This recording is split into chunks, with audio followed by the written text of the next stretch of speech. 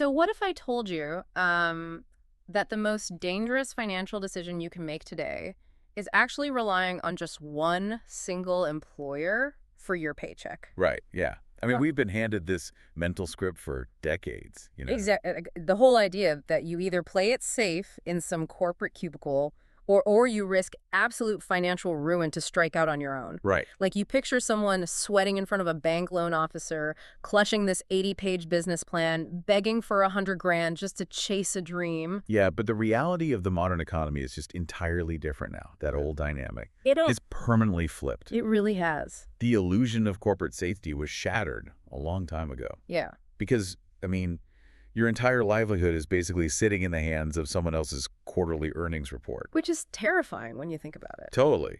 Yeah. So building your own micro business, it isn't the massive gamble it used to be. Based on the data we are diving into today, creating your own income stream is rapidly becoming the safer, like the more resilient path. Yeah. And that is exactly what we are getting into today. Mm. We are doing a deep dive into the exact practical steps to build that resilience. And we're pulling this from Chris Guillebeau's book, The $100 Startup. Right. So our mission today is to look at how ordinary people are building these lives of freedom without massive capital, without, taking on second mortgages, and definitely without spending 60 grand on an MBA. Yeah, because the biggest hurdle most people face isn't actually a lack of funding. It's the psychological barrier. The fear. Exactly. Yeah. We are so conditioned to associate starting a business with crushing debt and like massive overhead. But the data from the study in these sources completely dismantles that. Oh, completely. The author analyzed this large group of highly successful micro businesses, and they define highly successful here as netting at least $50,000 a year, though, many earned way more than that. Right. The average startup cost across all these profitable businesses was just $610. Just 610. And the median, this is the crazy part, the median was even lower. Yeah, a mere $125. Wow. A massive portion of these entrepreneurs launched for under $100. They just completely bypassed all the traditional gatekeepers of finance. I always look at it this way. The old model of starting a business was kind of like trying to launch a space shuttle. Okay, yeah. You needed millions in capital, huge teams, and years of engineering before you ever even left the launch pad. But what these sources describe, it's more like setting up a lemonade stand. Right, yeah. You just need a few lemons, some cups, and a piece of sidewalk where thirsty people are walking by. You really don't need a launch control center. No, you don't. You basically only need 3 elements to start: a product or service, a group of people willing to pay for it, and a mechanism to get paid. Like just a free online payment account. Exactly. A free PayPal account or whatever. The fancy office, the embossed business cards, the massive inventory. All of that is optional. And usually it's actually a distraction from finding a real customer. Let's look at the mechanics of this with Michael Hanna's story, because he is the perfect example of someone becoming an entrepreneur, like almost entirely by accident. Yeah, his story is great. Right. So he's a 25-year veteran in corporate sales. He shows up to the office one day in his expensive Nordstrom suit, and he's just handed a cardboard box, laid off. Just like that. Which is a terrifying moment. I mean, his whole identity, his income, everything was tied to that suit and that title. Exactly. So he's collecting unemployment. He's getting absolutely nowhere with job hunting. And a friend just happens to mention that they have a truckload of closeout mattresses they need to offload. Right. So Michael calls his wife and asks, is it okay if I buy a bunch of mattresses? Which is such a funny question to ask your spouse. Right. Now, a traditional entrepreneur would look at this and immediately start researching commercial real estate for a showroom, right? Planning a massive local ad budget, hiring aggressive commission-based salespeople. But he didn't have the capital for any of that. Yeah. So he had to substitute capital with resourcefulness. He actually found a dead, out-of-business car dealership and convinced the landlord to let him store all those mattresses in the old showroom for, next to nothing. So he just eliminated the overhead of a prime retail location right there. Boom, gone. And he eliminated the standard industry friction, too.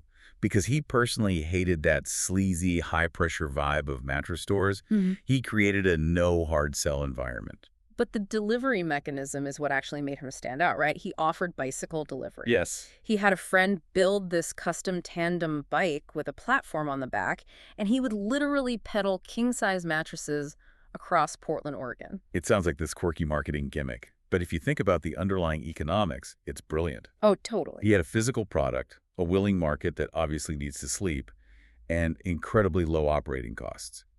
I mean, he wasn't paying for delivery trucks or commercial fuel. He was literally running his logistics on human calories. On human calories. And 2 years into building this highly profitable business, he actually took that corporate Nordstrom suit, the exact one he wore on the day he was fired, rode his bike to Goodwill, and just gave it away. Wow. Yeah. So the barrier to entry is gone. But it forces a pretty massive question because Michael kind of stumbled into a truckload of mattresses. Right. If you are listening to this right now and you don't have a friend offering you closeout inventory, what exactly do you sell? And finding that idea is where a lot of aspiring entrepreneurs just get completely stuck.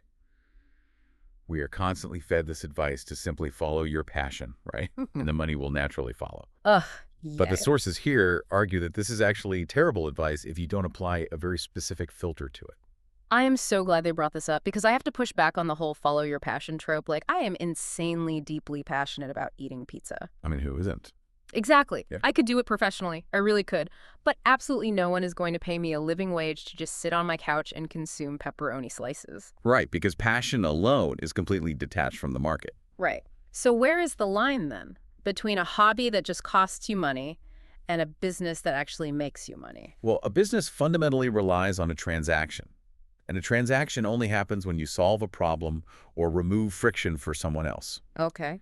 You don't get paid for the joy you personally experience engaging in your hobby. You get paid for helping other people engage in theirs, or, for taking a massive headache off their plate. Right. And the sources map this out with what they call the magic formula. Passion plus usefulness equals success. Exactly. They call this concept convergence. So think of a Venn diagram. Circle A contains everything you care about or are interested in or are highly skilled at doing. Okay. Circle B contains the things other people are actively willing to spend their hard-earned money on. The usefulness part. Right. Convergence is only found in that little overlapping space in the middle. It's the intersection of what I love and what you actually need. Gary Leff is a great case study for this from the text. So Gary was a CFO, but his real, slightly obsessive passion was the incredibly complex world of frequent flyer miles. Oh man, the fine print. Yeah. He just loved reading the fine print, finding the loopholes, and maximizing all his credit card points. But nobody's going to pay Gary just to hear him talk about how much he loves travel points, Or no one cares. The usefulness wasn't in his passion itself. It was in the friction he could remove using that passion. Gary realized that busy executives had millions of miles, but they absolutely hated the booking process. Because the airlines deliberately make booking award tickets confusing and frustrating. It's a nightmare. Total nightmare. So his convergence was monetizing that friction. He created this instant consultant biz where he charged a flat $250 fee to navigate the airline systems and just book the award tickets for them. And that flat fee is brilliant, right? Yeah. Because it removes the hesitation of an hourly rate. You know exactly what you're paying. Exactly. He wasn't getting paid to love travel. He was getting paid to save busy people hours of tearing their hair out on hold with customer service. So his intellectual capital completely replaced financial capital. He had zero inventory costs. None at all. Now, compare that to the story of Mignon. She wanted to build a business around her deep passion for science. Okay. She had all the knowledge, but she quickly hit a wall because Circle B, the audience willing to pay for her specific science content, was simply too small. The overlap just wasn't there. So she had to pivot. She did. She looked at her other skills and realized, well, she was exceptionally good at clear writing and grammar. And more importantly, she identified a massive audience of professionals and students who felt deeply insecure about their writing. Oh, yeah. People struggle with grammar rules all the time. Constantly. Yeah. So she pivoted her focus, combined her skill for clear communication with that widespread insecurity, and launched Grammar Girl. Wow. Which became a huge educational brand. Huge. Yeah. And she didn't abandon her skills. She just recalibrated them to find a larger pool of usefulness. Okay, so let's say you found that overlap, right? You have a skill, and there is a verified market need. How do you actually package it so someone, opens their wallet? Right, because the skill alone doesn't guarantee a sale. Exactly. So the sources introduce this concept called the value doctrine, and they twist a very famous proverb to explain it. I think the outline called it the Karl Marx, quote, twist, even though it's playing on the old fishing proverb. Oh, right. So the original is, give a man a fish, and he eats for a day. Teach a man to fish and he eats for a lifetime. Right. But the twist the author uses is, teach a man to fish and you ruin a wonderful business opportunity. Which sounds kind of funny, but it's so true. It is. The data suggests that, by and large, your customers do not actually want to learn how to fish. They worked a 50-hour week, they are exhausted, and they just want to go to a restaurant and have a perfectly cooked fish placed on the table right in front of them. It sounds cynical to say people don't want to learn, but it's really just about cognitive load. Entrepreneurs so often fail because they package their offer the wrong way. They focus on the exhausting process of teaching rather than the relief of doing. Right. At its core, value just means helping people. But wait, I have to play devil's advocate here for a second. Okay, go for it. Look at the massive industry for online courses and masterclasses, right? Millions of people are paying to be taught how to fish. How does that fit into this doctrine? It's a really fair point. Yeah. But you have to look closely at why people are buying those courses. They aren't actually buying the labor of learning. Okay. They are buying the promise of a transformation. They are buying the idea that this specific course will finally make them a successful writer or, a better investor or a healthier person. Ah. Even in the education market, the successful products are the ones that distill complex information into the fastest, most frictionless path to a result. They are selling the emotional outcome. Which brings us to the difference between descriptive features and emotional benefits. The text gives this incredible example of the V6 Ranch in California. It's run by John and Barbara Varian. Yes, the V6 Ranch. If you ask a standard business consultant what the V6 Ranch sells, they would just list the descriptive features, right? Like horse rides, campfires, trail guides. But Barbara Varian knows exactly what her convergence is. She explicitly stated, "We're not selling horse rides, we're offering freedom." And that one distinction changes the entire pricing model. Completely. If you sell a 45-minute horse ride, you are just a commodity. A customer is going to look at your $50 horse ride, look at the farm down the road offering a $40 horse ride, and just go with the cheaper option. Right. But if you are selling an emotional sanctuary, if you are offering a stressed-out executive the chance to escape their phone and become a cowboy for a weekend, Yeah. you completely transcend price competition. Because human beings are fundamentally driven by emotional needs. We want more of certain things, love, money, acceptance, free time, Yeah. and we want less of other things, like stress, hassle, conflict, uncertainty. The most successful microbusinesses frame their products around delivering those emotional shifts. Megan Hunt, this dressmaker from Omaha, she does this perfectly. The physical feature of her business is obviously wedding dresses and accessories. Right. But she understands her actual emotional benefit is helping a bride feel special on your big day. You aren't paying for tulle and silk. You are paying for the anticipation of a flawless memory. Exactly. Or take Happy Knits, that local yarn shop mentioned in the sources. Mm-hmm. They aren't actually in the business of selling wool. Right. They sell a creative outlet, a sense of belonging. A community space where people feel accepted. So if you're listening to this and trying to figure out your own offer, you have to look past your daily tasks and identify the emotional result of your service. Right. Like if you are a dog walker, your descriptive feature is 30 minutes of walking. But what are you actually selling? Peace of mind. Exactly. You are selling guilt-free peace of mind to a busy professional who loves their pet, but is trapped in meetings all day long. Or if you're an accountant or you design spreadsheets, your feature is Excel templates. But your emotional benefit is giving an office worker an hour of their life back every single day. So they can go home and see their kids. Right. While simultaneously looking highly competent to their boss, you are selling time and status. And once you shift your perspective from selling physical features to delivering emotional benefits, the entire trajectory of the business changes. So we have the low-cost idea. We've mapped out the convergence of skill and market need. We understand our emotional benefit. The final step is taking this abstract idea and forcing it into the real world, the execution. And this is where the sources draw a really hard line. They explicitly warn against corporate-style planning. Oh, yeah. No thick binders, no months of demographic research. Planning is often just a very sophisticated, comfortable form of procrastination. I am so guilty of that. We all are. The antidote, though, is immediate, practical action. And to force that action, they suggest writing a 140-character mission statement. You have to strip away all the corporate jargon, no leveraging synergistic paradigms or whatever. Banish the corporate speak. The template is brutally simple. We help customers do or achieve primary benefit. Let's apply that to the dog walker we just mentioned.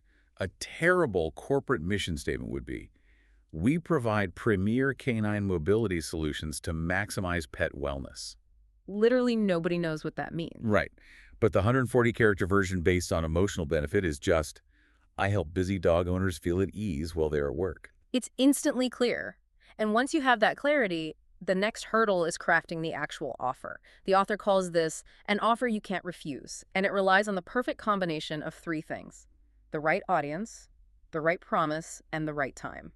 The analogy they use here is brilliant in its simplicity. Imagine standing at mile 18 of a marathon, holding out fresh slices of orange to the runners. Oh, I love this. You don't need a marketing campaign.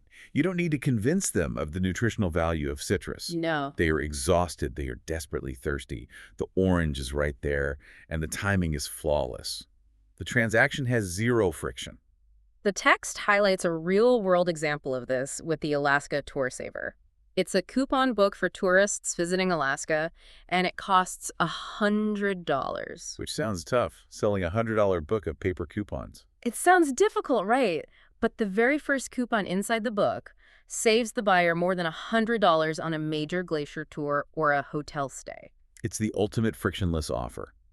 The economic psychology behind it is undeniable. The buyer experiences an instant return on investment on the very first use. Yeah. You don't have to be some charismatic salesperson to move a product that literally pays for itself the moment you open it.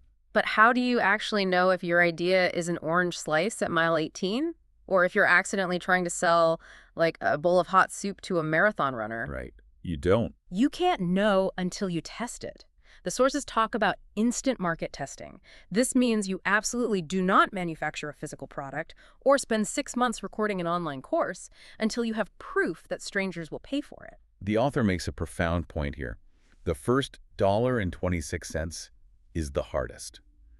Earning that first single dollar from someone who isn't your friend or your mother is the ultimate proof of concept. Jen and Omar's story captures this perfectly. They wanted to start a business making customized maps, but they didn't go to a bank. They set a hard budget of $500 total. Wow. They didn't spend months organizing focus groups or predicting trends. They just put a few basic designs up online to see if anyone would click buy. They validated their minimum viable product. And what happened was the market responded instantly. The orders came in, and the feedback was simply, make more maps. Just make more maps. Yeah. Jen noted that she and Omar are both naturally obsessive planners, but for this venture, they deliberately threw the planning out the window. They let the market dictate their production schedule.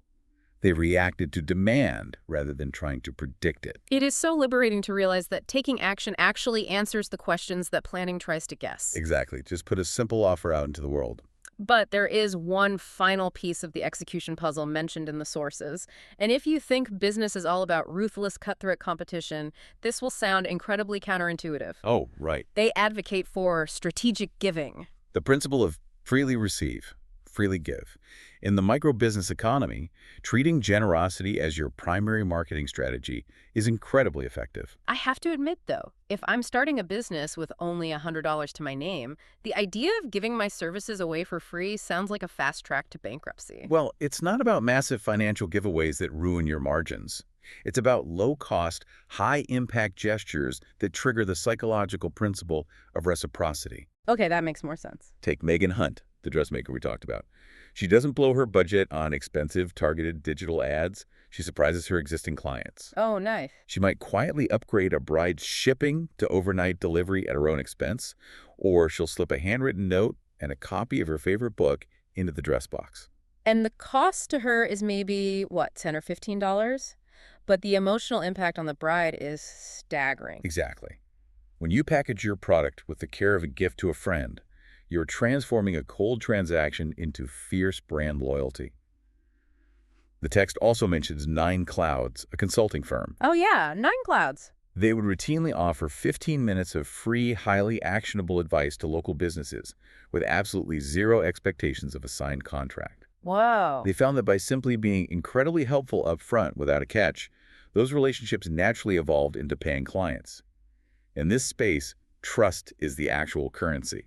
And trust brings us right back to the core definition of value: simply helping people.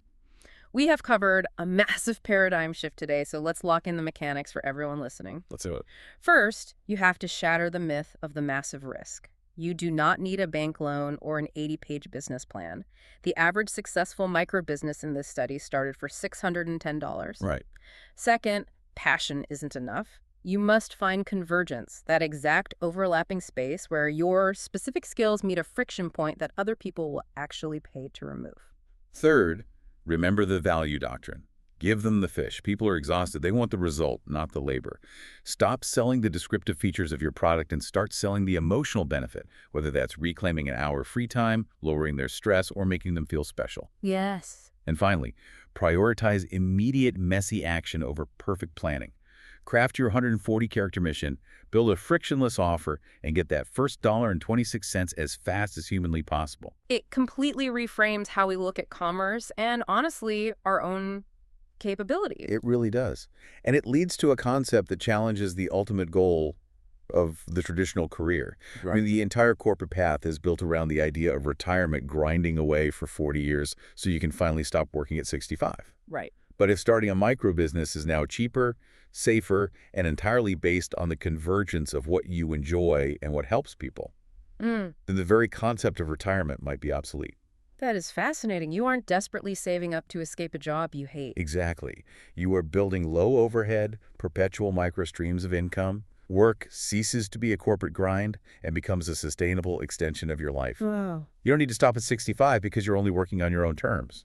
Instead of asking the traditional inward-focused question of, what do I want to do with my life? Mm-hmm. The true path to freedom asks you to look outward. What specific pain can I remove from a stranger's life today using only the tools I already have in my house? When you approach work that way, you stop trying to launch space shuttles. You just set up a lemonade stand, hand a thirsty person exactly what they need, and start building your freedom today.